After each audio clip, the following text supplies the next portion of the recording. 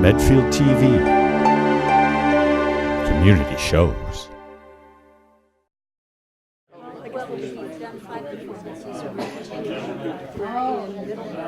Thank you for coming out on a cold night tonight to be here for the annual State of the Town speech.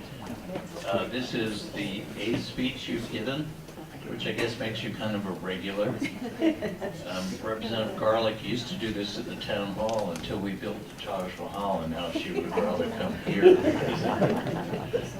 I think because it's closer to Needham than the town hall, so she has a shorter trip. So, you know, we always start out these meetings with a hug, but I was talking to Representative Garlick a couple of weeks ago, and I said, what's going on these days? We better not hug tonight, so we won't get in trouble. So. We'll hold hands. Representative Garlick has been indeed a good representative for us over the years. I'm not sure if people are aware of many of the big projects that she's worked on. She was very instrumental in the town acquiring the state hospital, which many of you have many mixed opinions whether that was a good idea or a bad idea, but we're having a town meeting to debate that in a couple of months, so we'll find out. She was also very instrumental in the Dale Street project in getting that voted down. We're getting calls from all over the state as to how did Medfield get it turned down? They never turned it down. And we never blamed you for that. We gave some other reason, but she was very instrumental in behind the scenes, and I think as a result, we may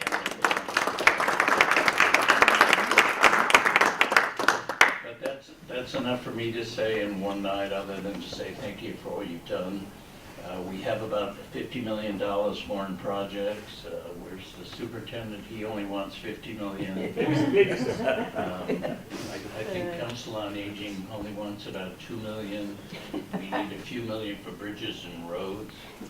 So get working on it. So, I will. And thank you for being here, and thank you for the 7 years you've done, and for all the future times. And Thank you. you're on. Thank you. So thank you very much. It is very meaningful to me that Mike introduces me. We have had a long, positive, very effective friendship together. And the work that I think we do together for Medfield has helped to make a difference. But it is always my most interesting moment when Mike introduces me, because I'm never quite sure what he's going to say. So with that lovely, warm introduction, thank you, Mike. And to the chief for this beautiful home, for this report, thank you. And for Officer Maxwell, who's out in the cold, crossing people carefully, thank you for Officer Maxwell. And Max Field, right? Max Field. Ryan works fine. Okay, wonderful. And for all of you, I know how busy things are in Medfield, and I know that many of you are coming out night after night during the week to a variety of different meetings. So I thank you for being kind enough to come to this meeting as well. And for the people, Medfield Cable Television is here, thank you for your work, and for the people that will hopefully enjoy this presentation at home and have more information. It's because of your efforts that happens, and I want to thank you for that. So tonight, this presentation is very simply, and Mike is right, I am in my 8th year serving. Every single year, I have come back to you with very simply this message. You've sent me to do a job, and I'm here to report back. And the way I'm reporting back is through this presentation, but we have mailed an invitation to every single household in Precinct 1 and 2, because I only formally represent Precinct 1 and 2, that is privately paid for. And although the people here, who here is from Precinct 3 and Precinct 4, you are most welcome. And I hope you know that although I can only get votes in Precinct 1 and 2, that I carry Medfield in my heart all the time, and I make no distinction in the work that I'm doing. The way we will do this tonight is I am going to present to you for 30 minutes, which ends at 8:30. And at 8:30, I will take questions for 30 minutes. And whether or not my presentation is finished on time, because this thing has a life of its own, I will stop at 8:30 And Ann Weinstein, who is here, is my timekeeper, but more importantly, she is the district director. And she is in the district 5 days a week on the issues pertaining to the district. And I have to tell you, she is the most extraordinary partner for me. And to the many people that are meeting her and hearing her voice on the phone, I hope that that relationship is also working for you. And Laura Quanto, who is out at the desk, is my legislative aide. Actually, she was at the desk and now she's right here. So I hope you take a look at that face, because that's the voice you hear when you call the office. What I wanted to do, and I just want to tell you how we're going to do this, is I'm going to do a presentation. For some people, they like the auditory and to listen to the presentation. Some people like to process a whole lot more information. So I'm going to use the slides as a guide, but I'm not going to read the slides to you, okay?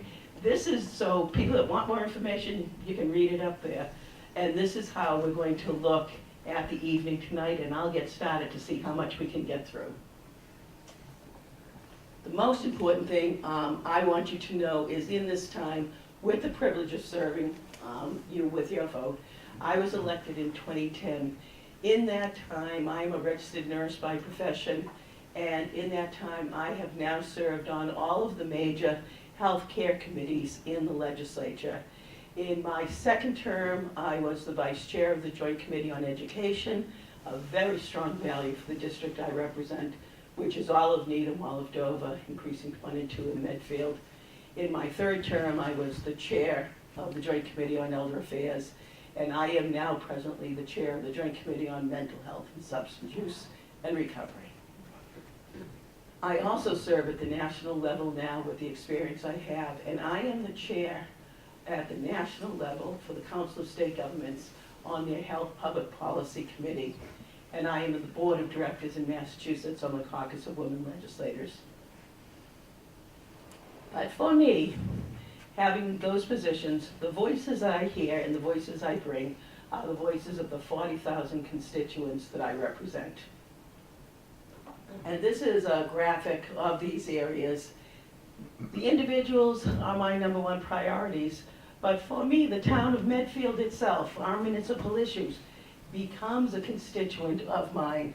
I work with community groups, and working with all 3 towns, I am trying in many ways to find synergy between the 3 towns so that we have more strength on some of the issues, particularly related to our seniors and to substance use and a variety of issues like that, where we can pool our resources a little bit. You know that for the residents of Precinct 3 and 4, that Representative Sean Dooley is the representative in that area. And you all know that we have a new senator in Medfield who is Paul Feeney. We work very closely on the issues related to our roads and bridges and to our schools. Those are not partisan issues. Those are issues that it takes the whole legislative delegation. 1 voice is really good, 2 voices is better, 3 voices is great. This is my team, and Mike can speak to this. When I was first elected, I had 1 legislative aide, and we worked very, very hard. But as I have assumed more responsibility at the state level, I'm given more staff. And so now we have a whole team that's working very hard, and here we all are. And I wanted to share with you that we also have a very robust intern program that I take as a real mission.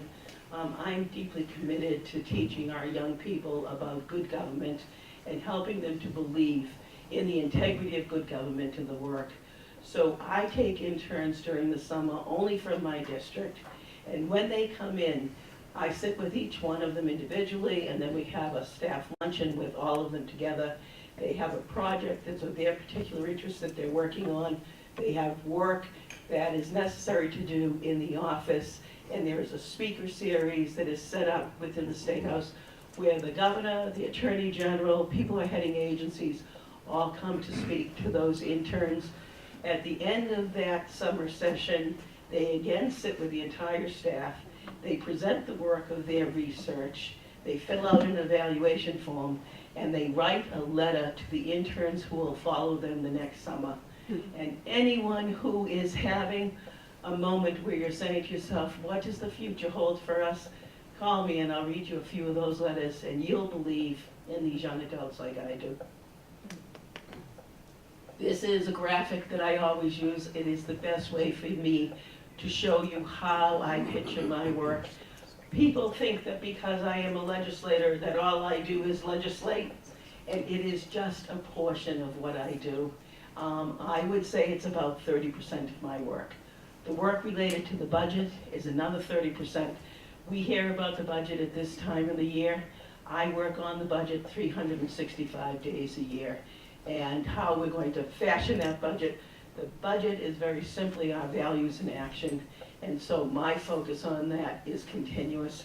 And 60% of the budget is the Health and Human Services budget. By virtue of the positions that I have held in the State House, each day I feel like I'm growing in my knowledge and my ability to see how that budget is being enacted, and where the best resources are being used and how they're being used. So our community connections. I want to spend just a little bit of time on this because I am not far away. I am not, deep in the State House. You haven't sent me away. You've sent me and asked me to come back, and I come back again and again. And my community connections are the way I am your representative. It's my ability to be here, to be engaged, to hear your voices, to know what the concerns are, to bring them to the state level, to know what's happening at the state level, what the resources are, what the impacts are, what the intended and unintended consequences could be for us, and to bring them back here. So you may know in a 2-year session, all of my work is measured in 2-year sessions from the time of election, and then a 2-year legislative session.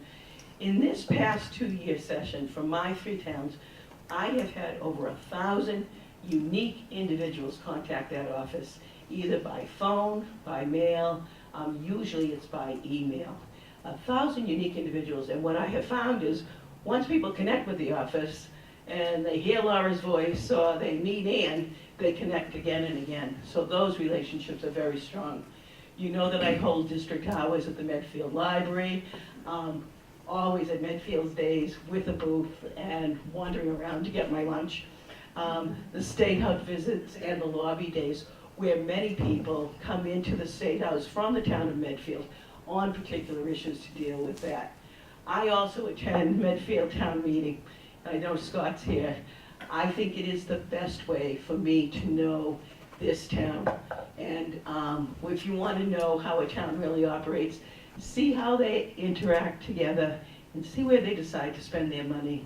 And then you know who they are, what their issues are, and how to best help them.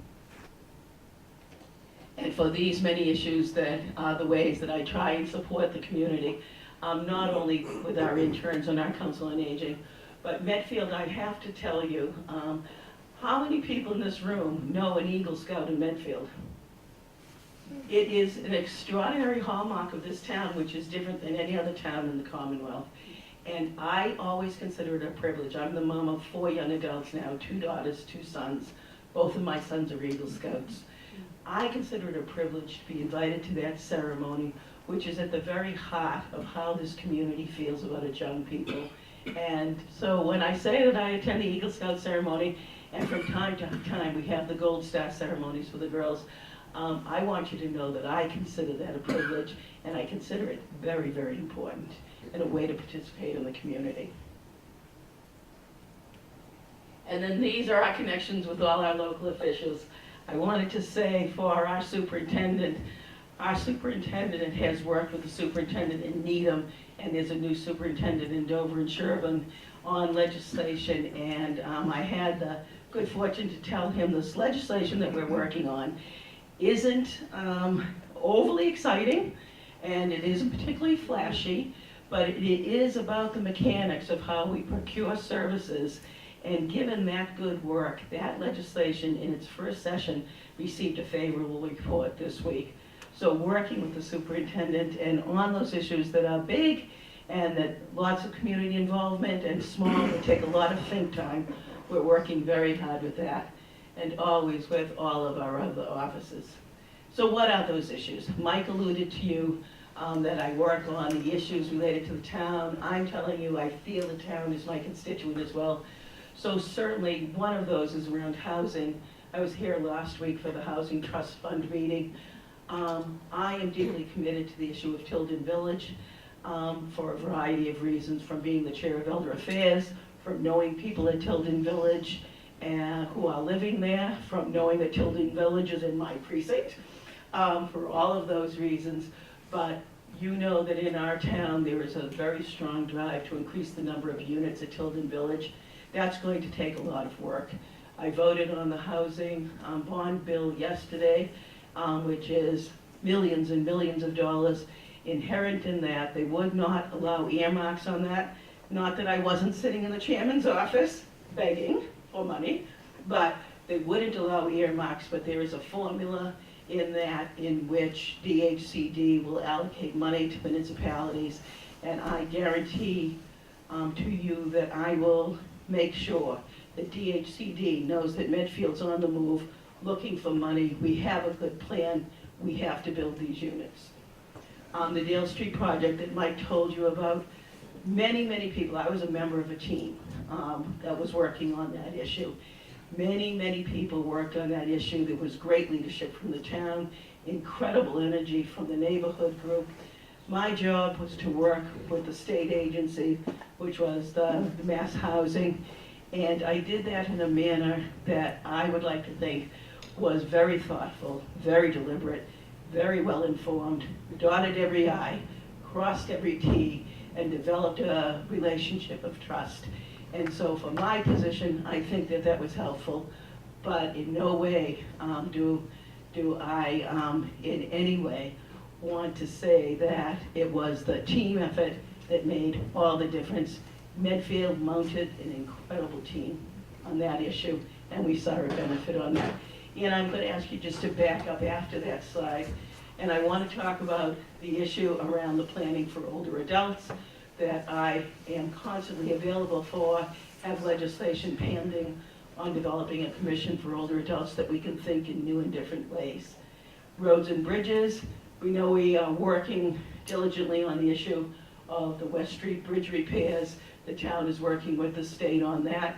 And the issue related to Route 27, I was in the office very early in the morning when a Medfield constituent called, and I'm not sure that she was planning to hear my voice, but in our conversation, she talked about her concern about how dangerous the intersection is down on Route 27, and that certainly has been backed up by the data from the town, and it is actually classified as one of the 200 most dangerous intersections. There's 200 dangerous intersections in the Commonwealth. That is one of them. We've received great information from the Medfield Department of Public Works. I have attached a cover letter to that, and we are dealing with the Department of Transportation in setting up a meeting to see if we can prioritize the work on that area.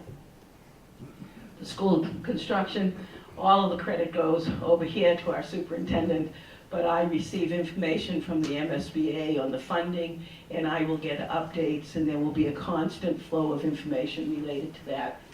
Mental health, substance use, and recovery. I am trying to, one of the things that is beneficial is that as the chair of the Joint Committee on Mental Health, Substance Use, and Recovery, I have access to a lot of information, a lot of new and innovative ways that we're thinking about things, many partnerships at the state level. I don't want to leave that information in my office at the State House. I want to bring that home to the people that I represent so that they share in that information with me, and it makes a difference to them that I have that position. In the fall, we had a forum called Right Information, Right Time, and it was publicized thanks to the work of Carol Reed in Medfield as well. We held it in Needham, but it was held in Medfield. We all know that there is an effort in this town around suicide prevention. In my time in Needham, I was the co-founder and chair of the Needham Coalition on Suicide Prevention. And at the time that we had 4 adolescents who died of suicide in an 18-month period, I attended the first meeting of the Medfield Coalition, and I am ready, willing, and able to help in any way that I can around the efforts that Medfield is making. And I have actually discussed with our chief if there is some way that we can mobilize some state monies as I look forward to the budget in the month of April. The House of Representatives will present their budget in a way that could be helpful on that situation and with those issues.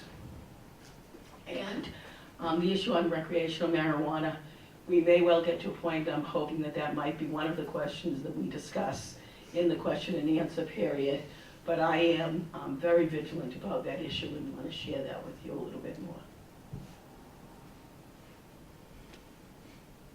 So there is never a time that I present to people that I don't want to talk about our strengths. You know, this is a dark night in January. This is an unsettled time in our country, but I don't want you to ever forget that Massachusetts is an incredible home for all of us. Massachusetts ranks #1 in public education in the nation. We rank #1 in veteran services and veterans and benefits for folks who are coming home. We rank #1 in life sciences in the nation. Not California, not someplace else. It's right here in Massachusetts. It's the brain power we have. It's the way we've developed our companies. It's the commitment from the state government through the Life Sciences Initiative that's made a difference on that. We rank #1 nationally in energy efficiency, and we have generated a phenomenal amount of jobs related to our commitment on energy. So I want you to know that when there are times in which we are all worried, and when we're thinking, is it enough, are we doing enough? I had a woman who came up to me one time, I was in Needham at the Harvest Fair, and she came up to me, this was last fall, and she was actually physically shaking. And she said, I came because I believed you would be here. She said, will we be all right? Will we be all right? And I said, yes, we're going to be all right. We are all going to be all right if we stay connected, if we stay together.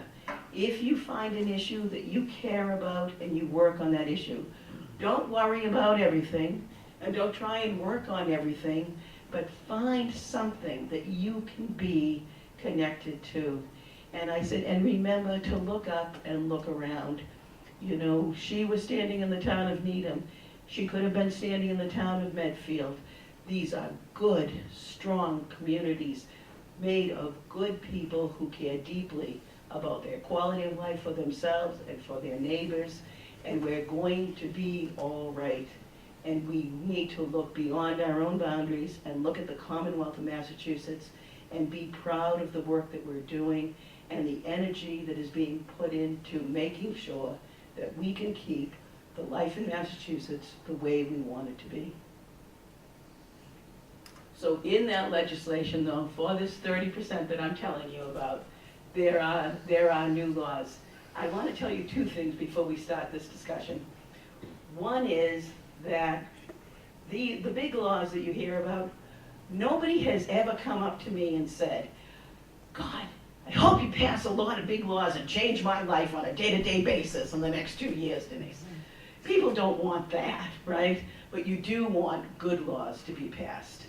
The other thing is, you're hearing in the media, perhaps, that the legislature is not getting a lot done, quote unquote, we're not getting a lot done. We're getting a lot done, but the things that we're working on are taking a lot of work. Two of those. One is the marijuana legislation after the referendum vote in the Commonwealth. That took tremendous energy to rewrite that legislation and make sure that the regulations were going to reflect the intent of the voters while protecting the health and safety of the residents of the Commonwealth. That was multiple committees, that was tens of people, lots of energy, lots of concentration on that. The other thing is for the folks that are thinking about the criminal justice bill. The criminal justice bill has been in progress for 2 years. I voted on it in the House. There was a vote in the Senate with a lot of different language. Those two things are being negotiated. But those were multiple committees. That wasn't just the Judiciary Committee. My committee on mental health and substance use has spent hours and hours and hours on our input on that bill. So you don't need a number of bills, but you need some really good bills. The bills that are some of the bigger bills that I voted on is around the access bill, which is an act advancing contraceptive coverage and economic security in our state. And that is one of those things, when I say in Massachusetts, we will protect and ensure the quality of life that the citizens of the Commonwealth are used to. As the federal government has come up with regulations cutting back access to family planning or contraceptive services at a national level, Massachusetts is saying, no, this is who we are, this is what we've always done, we'll continue to do this for the women and families of the Commonwealth. The Massachusetts Pregnant Workers Fairness Act is much like that, in the way that we will treat women who are pregnant in the workplace. And the bump stock bill is actually about guns and the ability to make weapons, automatic weapons, that can shoot 400 to 800 times a minute. And I have talked to no thoughtful, reasonable gun advocate who believes that people need bump stocks and need to be able to shoot 400 to 800 times a minute. And Massachusetts took an immediate leadership position on that after the incident in Las Vegas, gun violence in Las Vegas. The issues to watch. Now this is one of those slides that I don't need to read to you, but you might see something there that is catching your attention. I will share with you that for me, in my committee, we now have the opioid bill, which I would like to think of as a polysubstance bill that the governor talked extensively about in his speech this week. And it is my committee that is going to try and refine and redraft that bill in a way that it continues to move through the legislative process. I wanted to share with you that I'm very careful about the number of bills that I sponsor and the number of bills I co-sponsor. This is not a reflection on any other legislator, it's a personal choice. Some legislators want to sponsor everything, and they want to co-sponsor anything that they didn't sponsor to show that they're active and they're engaged and they care about a multiple of issues. I like to, because you know me, and I talk about this thoughtful, deliberate kind of way of addressing things. I keep a lid on the number of bills that I sponsor. I want it to be less than 25, and I keep a lid on the number of bills that I co-sponsor. And I want it to be 100, just right around 100. And I do that so that if I bump into you at Brothers Market, and you say to me, what about that bill, Denise? What about the bill around the emergency medical services oversight? I know exactly what you're talking about, and I know exactly where it is. And if I've co-sponsored a bill and you want to know what's happening with that bill, you can call my office and I can get information to you immediately about what it is. The way I do it, though, because people have a lot of different interests, is I make a matrix. And on that matrix are the major issues that my constituents care about.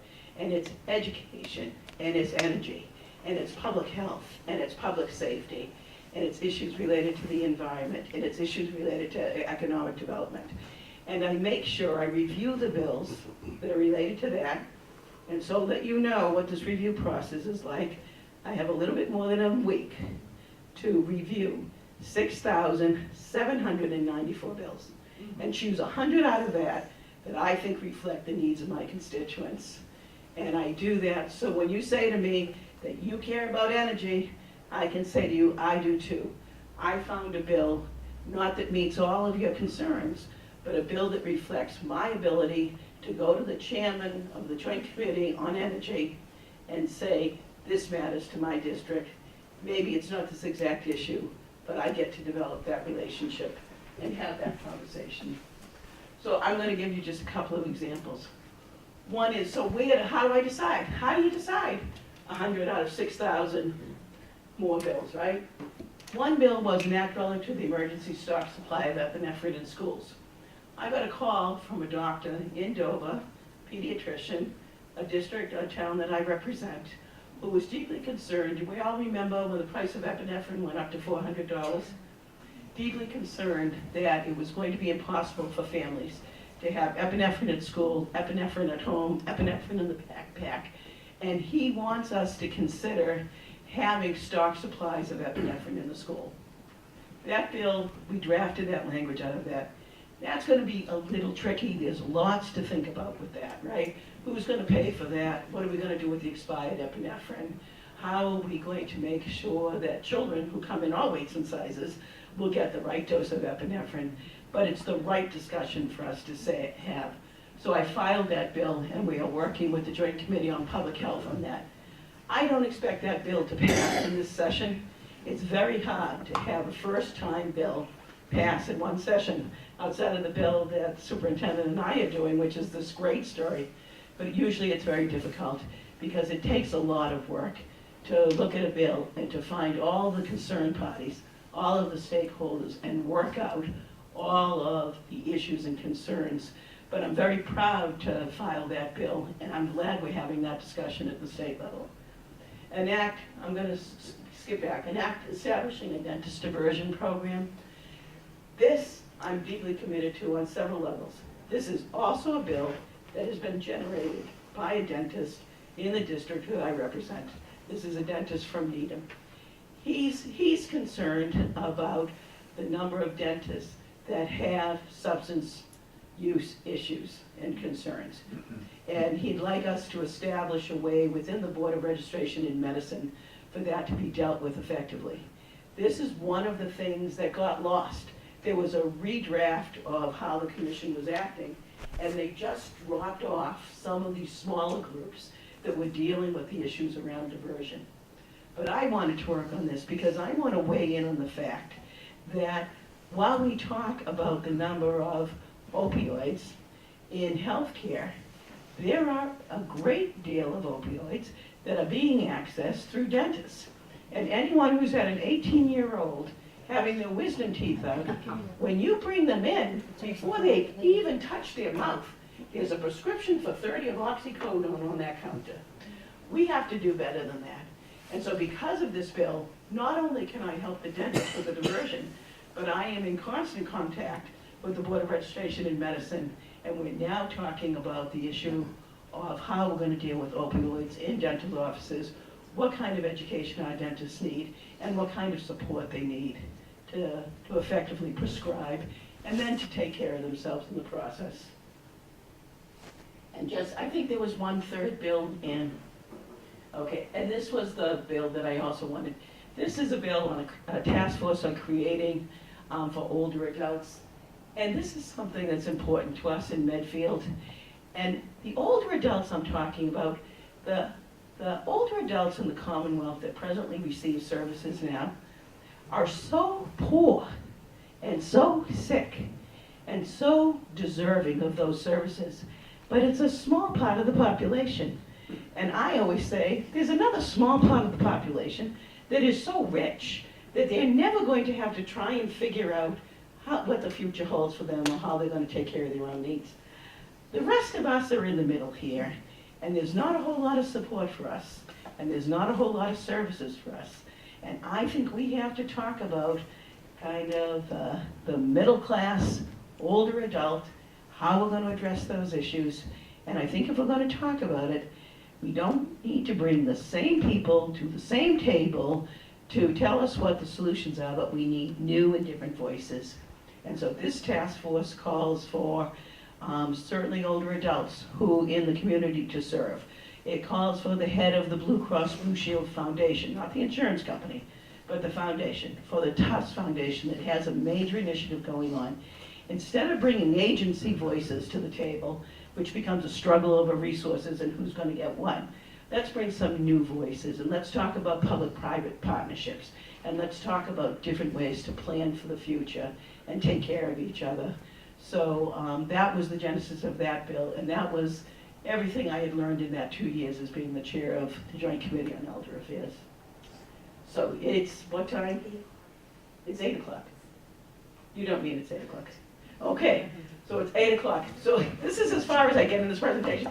I'm going to ask Ian to do one thing though. The budget, we'll get you information on the budget. Medfield gets more money in this budget than they got last year. Although we heard glowing reports the other night in the State of the State address, the truth is there is not a whole lot more money, and I'm concerned that the education money sounds like it's a lot more, but it isn't given the rate of inflation. It's true for those other fields. We're going to work very hard on that. For me, the governor's budget is a starting point for discussions. The House budget comes next. The Senate budget comes after that in June. And then in July, we really know where we stand. What I do know is we're hearing good local aid numbers, and they don't go down from the governor's budget. So, but there is work that can be done to make them go up. And I just want you to put up that leadership position, that picture. I wanted to show you this picture. The things that I'm doing, I didn't see this picture myself until 3 nights ago. And when I saw that picture, it kind of took my breath away. But I wanted you to know that these things that I'm doing at the state level and the national level, not easy, but very important, worthy of my energy and my concern in those sleepless nights. And I am so proud to represent you, and I am so ready to take any of your questions.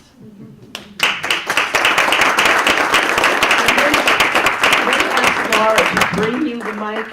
And for anyone who stands up and says, oh, I don't need the mic because I've got a strong voice, there's people in the room that need you to have the mic because they don't have strong ears. So take the mic. Laura will give you the mic for your question, and then she'll take the mic back, okay? Anybody? Go ahead.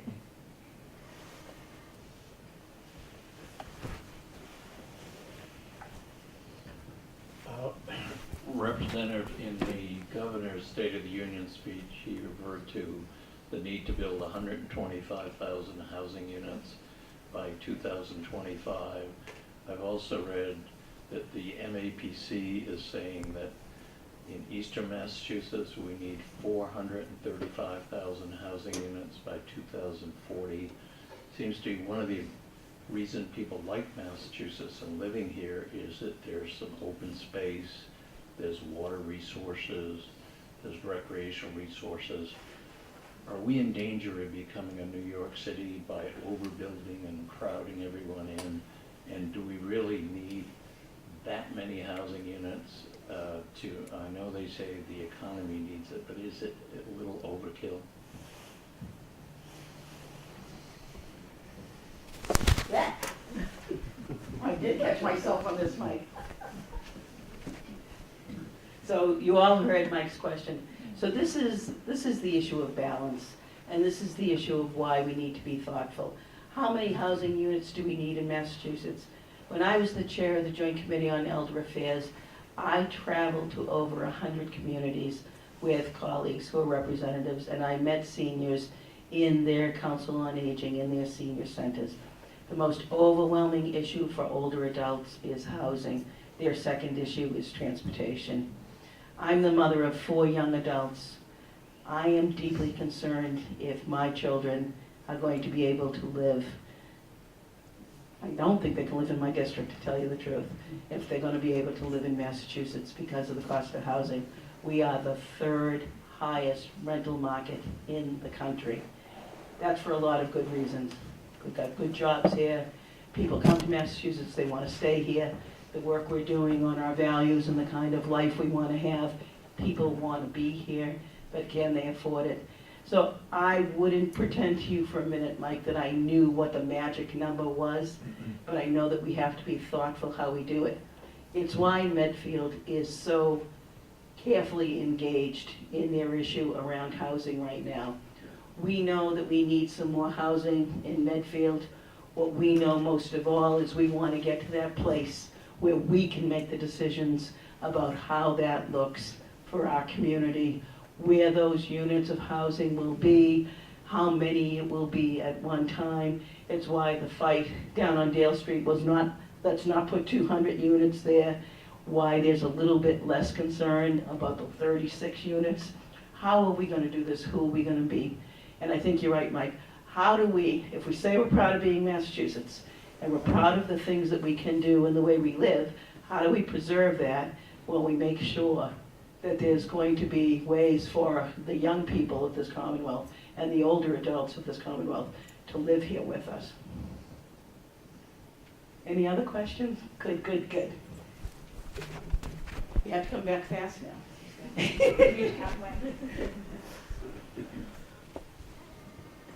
I know you and I had talked about the assisted living industry about a year ago.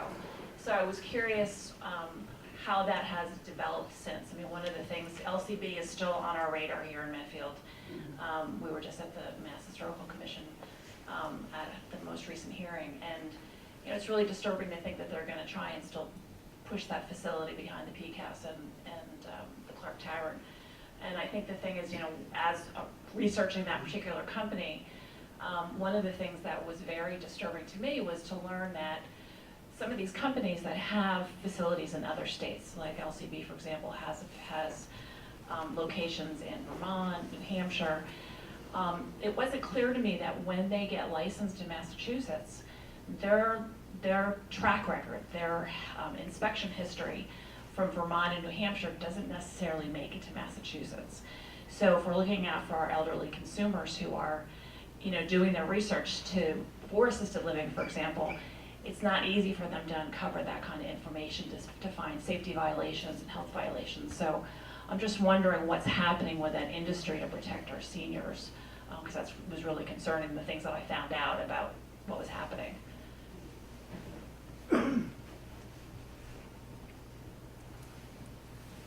So the issue of assisted living in Massachusetts is a very interesting issue, because when we talk about nursing homes in Massachusetts, they come under the Department of Public Health, and there are very strong regulations there, and there is ways that the Department of Public Health can not only take away a nursing home's license, but can influence them to make sure DPH doesn't take away their nursing home license. Assisted living does not come under the DPH. It comes under the Office of Elder Affairs. It doesn't come under the health regulations. It doesn't come under the inspections. It doesn't come under a lot of stringent oversight. It is written under the residential laws of Massachusetts, and it is a landlord-tenant relationship. And so in the town of Needham right now, for the folks who have someone that they love, Kindred, who ran the nursing home and assisted living, have pulled out precipitously. 160 people in their older years who believe that they have made the decision about how they want to spend those years are now without a home. And it has been overwhelming. We have been able to use DPH to enforce a real process in this. The folks in assisted living, we have not. There's a lot of work that has to be done, in my opinion, particularly as the former chair of the Joint Committee on Elder Affairs, around assisted living. But first and foremost, we need people to understand what that relationship is and how little guarantees there are.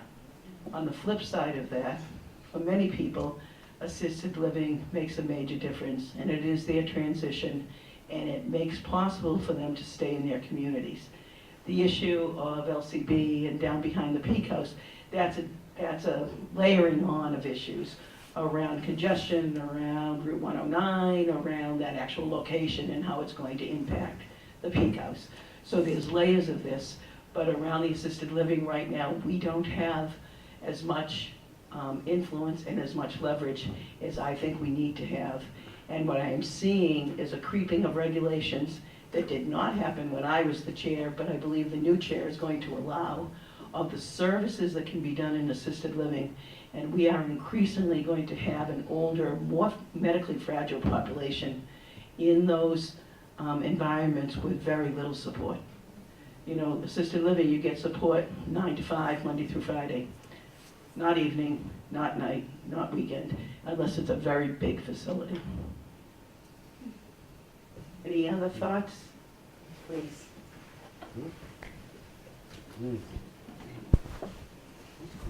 Hi, I'm Tony Santori, 27 Long Meadow Road. And I know you have a deep interest in senior affairs, and I wanted to ask your opinion on senior housing, and particularly how it relates to the 40B housing. Right now, all the projects that are being done, because we are underneath the 10%, we have projects that come in from developers, they're going to build 40B housing. And what usually happens in those projects is that the affordable units, seniors don't qualify. Their income is too high, or they own a house worth more than $275,000. The market rate housing starts around $700,000, it goes up to $1 million. there's a lot of seniors in this town who've been here for 30, 50 years, raised our kids, paid taxes. Our homes are not worth that kind of money to sell. So we're forced to either age in place or move out of town. And I think this 40B stuff comes from the State House. I know it was originally an anti-snobbish, snob zoning law, but it really hurts seniors. And we're the people that are left out. We're not provided for in any way in the legislation. And I think it's a sad commentary that seniors are kind of pushed to the side, get out of the way. We got people coming from elsewhere, going to move into the affordable housing. We're going to focus all of our effort on that. And meanwhile, we get left behind.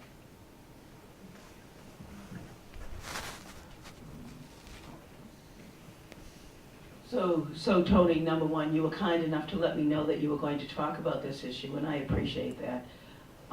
This is the issue that I'm talking about as well.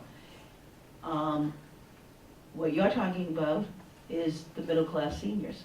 Not so rich, right, that we're all gonna go live, you know, on the cliff in Malibu in California, and not so poor that the state is going to guarantee that we have housing and services, right? It's what's happening to all of the rest of us in the middle.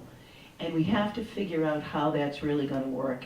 In my work, what I have learned, most important thing I think I've learned, is because I wouldn't pretend to know the answers to so many issues, but is to frame the right question. So the question isn't just around, will this site work, or should somebody make that site available, or what's going to happen here? The question really is this bigger question: what are we going to do for the middle income, older adults of this Commonwealth? We can't and we should not lose them and force them out of their homes. But we have to define that problem very clearly, Tony, and we haven't done that as a Commonwealth yet. We really haven't addressed those middle-income seniors, and I don't understand why, because it's the majority of the people in the Commonwealth.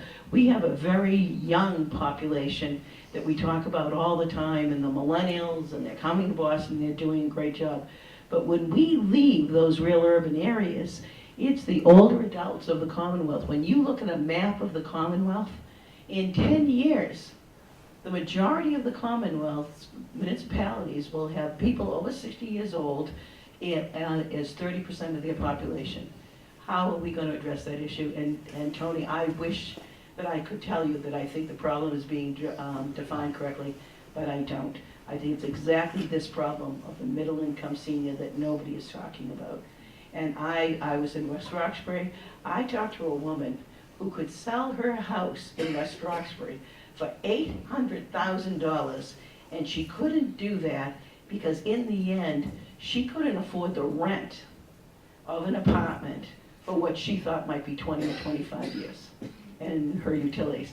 So I mean, we're giving them a calculus that's almost impossible to figure out. So I join you in that work, Tony. Absolutely, I join you in that work. Here we go.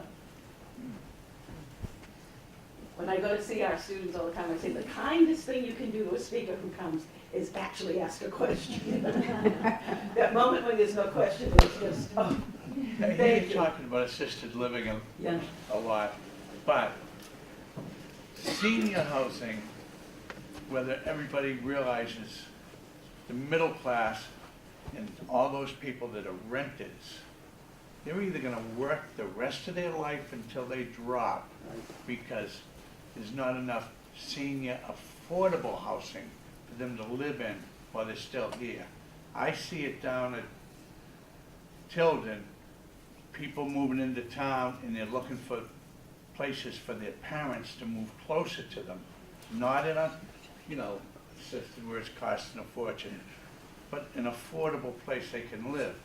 And in the future where there's not going to be these working people, there's no retirements, and by the time they start saving a 401, it may be too late. They won't be able to get anything because their kids are going through college, even though they're paying these apartments. And who can afford, even in Medfield, it's like $1,000 probably for an apartment to rent.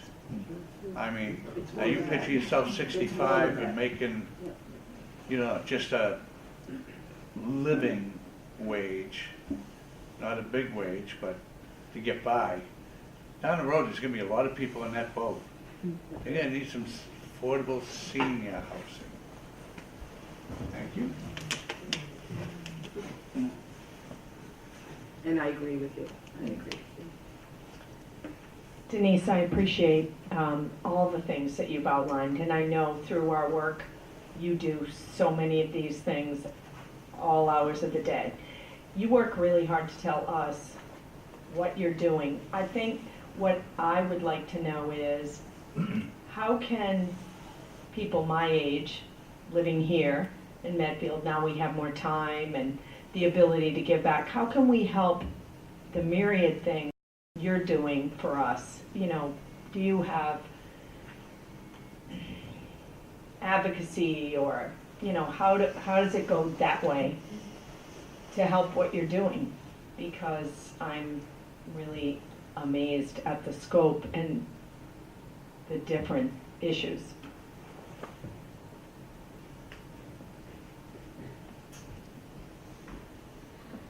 So I have to share with you that in this legislative session, which started in 2017, this is the most common question that I'm hearing, is people are wanting to know how they can help, how they can be engaged, how they can weigh in. It's the reason you're all here on a dark January night, right? We're trying to be engaged, we're trying to add our energy. I think you're doing your work, so I'll tell you what my personal philosophy is, right? So, when I was 21, I wanted to run the world, and I was pretty sure I could do it. And then it took me a while to figure out that I was never going to run the world, and I really was never really capable of doing that. But what I was capable of doing was taking care of my corner of the world. I was capable of taking care of my family, and then when I was given a little bit more space of time, I was very active with the Nurses Association, so protecting my profession. And then with a little bit more time, I became involved in my town politics, and then I was able to expand the way I was able to serve, right? But I always believed you can take care of your own corner of the world, and you trust that other people are taking care of their corners of the world. We start to knit them together, we're going to be a better community and a better state and a better nation and a better world. There is so much going on in Medfield, it takes my breath away. It is taking Ann every ounce of energy that she has to keep up, particularly what's happening in Medfield. Medfield is growing and changing exponentially since I was elected in 2010. I believe that the people of Medfield find the thing that matters to you, work with the people that care about what they're doing, trust each other. I was talking to someone the other day, and we were talking about legislation and how you move something, and every time it's a different formula. And I said, yeah, but the secret sauce is trust. Trust each other that you're pulling in the same direction. You all want what's best for Medfield. It looks different in a different way, right? But we're talking about a special town meeting in May. We're talking about what we're going to do with that Medfield State Hospital property. We're talking about how we're going to mobilize state funds, whether it's for the Cultural Council or whether it's for housing. We're talking about how we're going to connect on Tilden Village. All those things matter. Right now, everybody wants to do big things. We want to change things in a big way. None of us are capable of changing things in a big way, but all of us are capable of changing enough small things that it will make a big difference. And I truly believe that. And I think for the people that are in this room, you all already know that. I hope the people that watch this on cable television will feel that as well.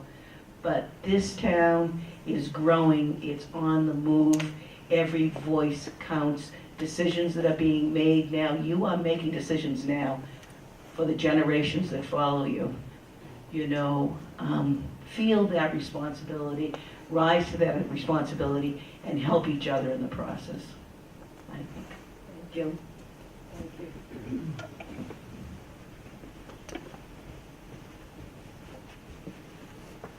Thank you. I'm Gil Rogers. And I just want to pick up on your point about the growth. And not just the growth in Medfield, but in all of the towns that you're responsible for and towns around us. And one of the things I think that we all feel is the traffic situation is just getting worse and worse. You know, I live on North Street, and in the morning, it's just a stream of cars now. And commuting into Boston or Cambridge is a big issue. 109 is becoming a real traffic congestion, and a lot of the traffic comes through Medfield. And I'm just wondering, and so we're constrained in a sense by a few roads coming into the town, and yet we have, as you say, lots of exponential growth that's going on. That's all affecting our lives. I just wonder if you have any thoughts on if that's going to continue to just get worse and worse, or if there's any hope that it'll get under control.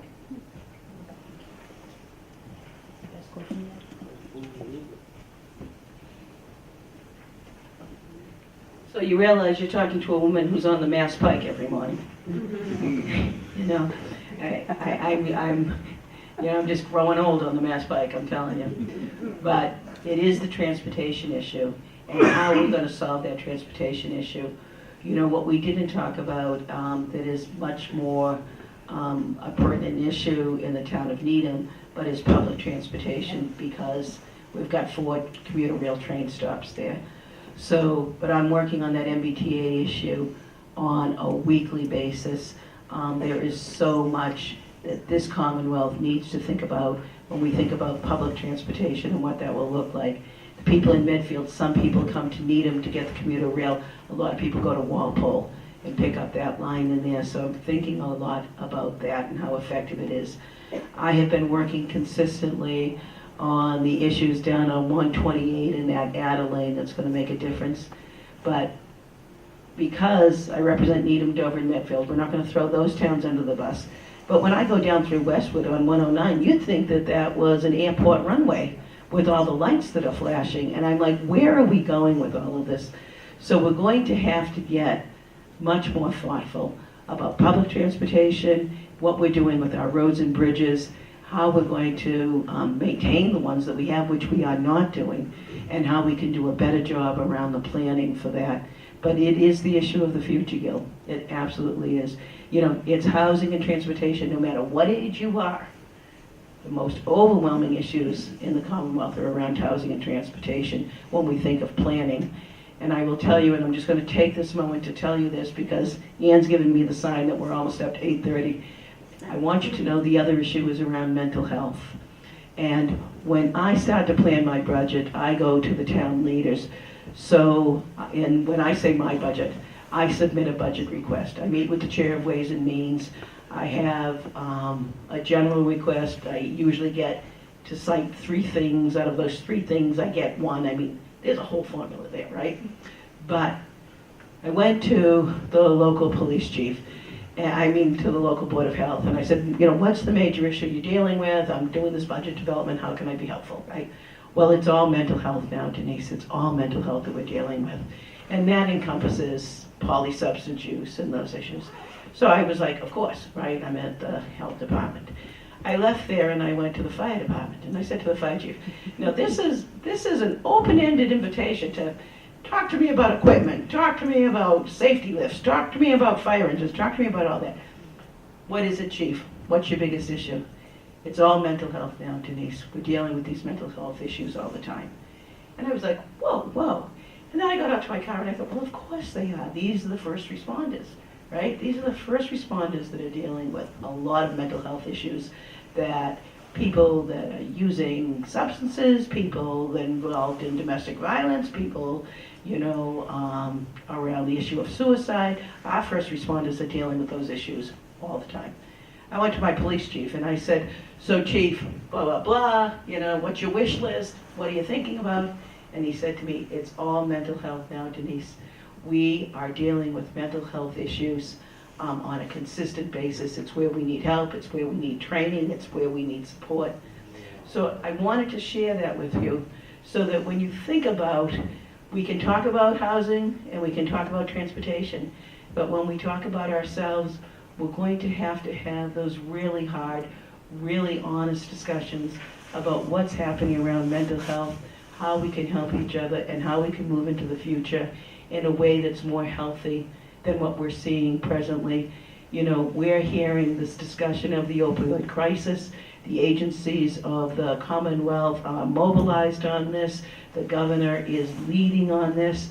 And although the statistics will tell you in the last year there was a decrease in the overdose deaths, I will tell you point blank there's an increase in the number of people that are addicted.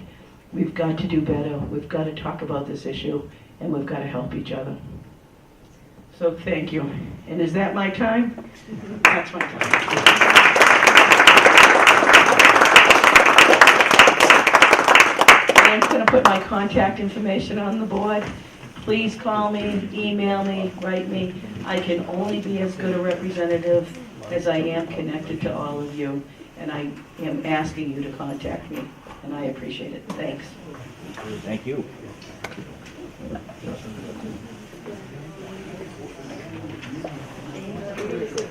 Well done.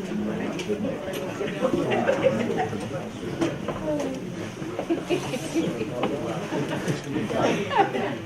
I don't think that idea.